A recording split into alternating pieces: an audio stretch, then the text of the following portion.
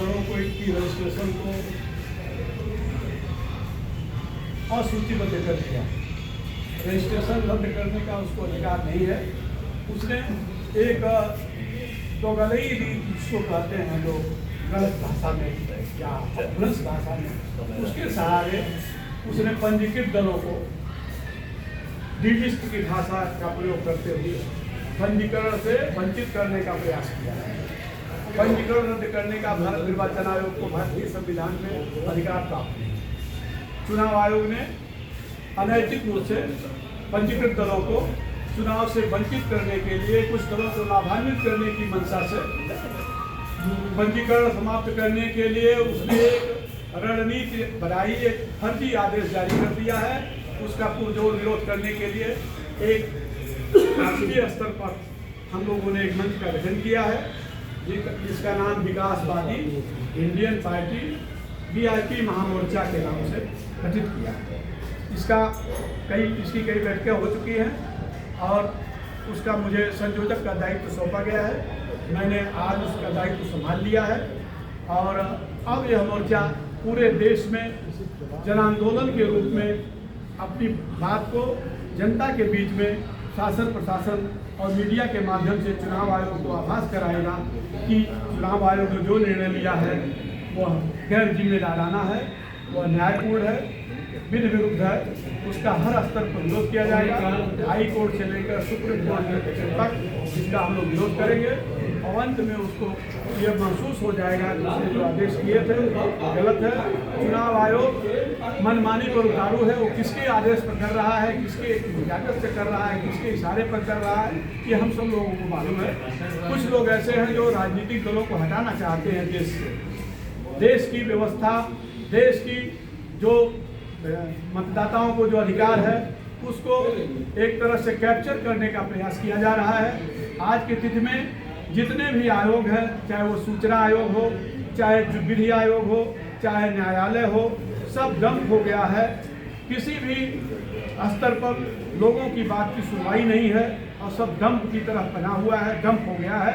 और चुनाव आयोग चाहता है कि जो राजनीतिक दल हैं उनको भी डंप कर दिया जाए। ये हम लोग होने नहीं देंगे और महामोर्चा जो है चौथे मोर्चे के रूप में पूरे देश में इसका विस्तार किया जाएगा और बड़े बड़े दलों को मात कर देने के लिए हम लोग रणनीति तय करेंगे। जो भी करते हैं परमात्मा अच्छाई देश के लिए करते हैं। अगर वो चुनाव आयोग ऐसा नहीं करता तो हम लोग एकजुट नहीं होंगे। रजिस्ट्रेशन रद्द करने के सर उसने कई कारण गिनाए, उसके बारे में आप क्या कहेंगे? उसने कहा है कि 7 साल 6 साल जिन लोगों ने चुनाव नहीं लड़े हैं उनका हम रजिस्ट्रेशन नहीं रद्द करेंगे, डिलिस्ट करेंगे। चुनाव आयोग रजिस्ट्रेशन रद्द करने का पावर नहीं, उसने ये नहीं कहा चुनाव प्रत्याशी नहीं करेंगे। आप रजिस्टर्ड दल हैं, उसने डिलिस्ट एक नई भाषा, एक नई बात रखी है। जोर दर बहुत सारे आपसे लेखा जोखा क्यों मांगा है? हम सब लोगों ने लेखा जोखा क्यों नहीं आप लोगों ने? लेखा जोखा सब लोगों ने दिया है।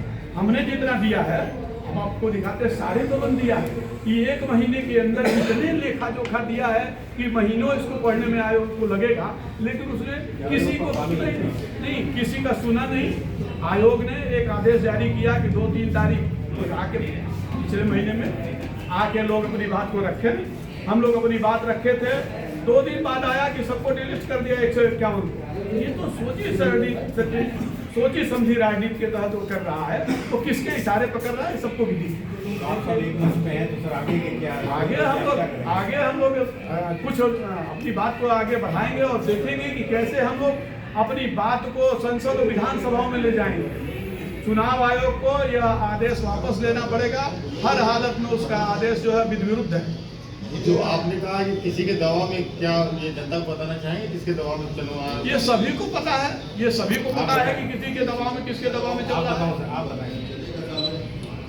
जो सत्ता में होता है उसी का दबाव चलता है और किसका दबाव चलेगा, इसलिए रोकला काम कर रहे हैं। सब जान रहे हैं तो उसको बताने की जरूरत क्या है? जो सभी को पता है। आपने 121 पार्टियों को नोटिस दिया कि आप 2 तारीख और 3 तारीख को निर्वाचन आयोग के समक्ष उपस्थित होइए और अपनी बात रखिए। अगर आप अपनी बात नहीं रखते हैं अथवा नहीं आते हैं तो आपको डीलिस्टिंग की प्रक्रिया में शामिल किया जाएगा। और जिन्होंने अपनी बात रखी उनको भी, और जिन्होंने अपनी बात नहीं रखी उनको भी तानापूर्ण रवैये के तहत उन्होंने 121 पार्टियों को, जिनको सुना और जिनको नहीं सुना, साथ में ही डिलिस्टिंग कर दिया।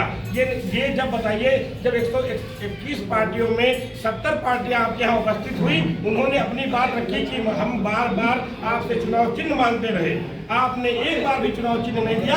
किस बेस पे हम जनता के बीच जाए चुनाव लड़ने के लिए? अभी नई पार्टी लालू यादव के बेटे ने बनाई, उसको तुरंत आपने चुनाव चिन्ह दे दिया। हम लोग 6 साल से नहीं, जब से पार्टी बनाए हैं तब से चुनाव चिन्ह मांग रहे हैं आपसे कि हमको चुनाव चिन्ह दीजिए। बाकायदा लिस्ट हम अपने प्रत्याशी की लिस्ट भेजते हैं कि इन क्षेत्र में हम अपने प्रत्याशियों को लड़ा रहे हैं, लेकिन वो एक बार भी इन 6 सालों में एक बार भी हम लोगों को चुनाव चिन्ह देने का कार्य नहीं किया। जब आपने चुनाव चिन्ह नहीं दिया है, हमको बंदूक पकड़ा दी, गोली नहीं दी, किस प्रकार हम जनता के बीच जाएंगे और हम क्या बताएंगे कि हम किस चिन्ह के तहत आपसे चुनाव लड़ने आए हैं? तो सबसे पहले निर्वाचन आयोग जो भी पार्टियां रजिस्टर करता है उनको चुनाव चिन्ह दे, ताकि वो पार्टियां मैदान में जाएं और वो बतावें कि हम किस पार्टी के तहत हैं और ये हमारा चुनाव चिन्ह है। जब चुनाव चिन्ह देंगे और चुनाव चिन्ह देने के बाद हम न लड़े, तब आप हमको डिलिस्टिंग करिए या आप लिस्ट से हटाइए। उसके पहले आपको किसी भी प्रकार का कोई पावर नहीं है। मैं राष्ट्रीय अध्यक्ष भारतीय जनता पार्टी अरुण भोजवाल। आपके साथ कितनी पार्टियां जुड़ी हैं? 50 दल 51 दल हम लोगों के साथ वर्तमान समय में है और इसकी संख्या 200 से ऊपर जाएगी शीघ्र ही। हम लोग इसके बाद बैठक करेंगे। आज गठन हुआ है, शुभारंभ हो गया, दीप प्रज्वलित हुआ है। अब हम लोग इस लड़ाई को आगे अग्रसर करेंगे, यहाँ से लेकर जंतर मंतर से लेकर अदालत से लेकर के न्यायालय सुप्रीम कोर्ट तक जाएंगे। चुनाव आयोग से क्या उम्मीद है? चुनाव आयोग तो अपना काम कर रहा है, वो इशारे पर काम कर क्या रहा कहेंगे? है। चुनाव आयोग को उनसे क्या कहेंगे?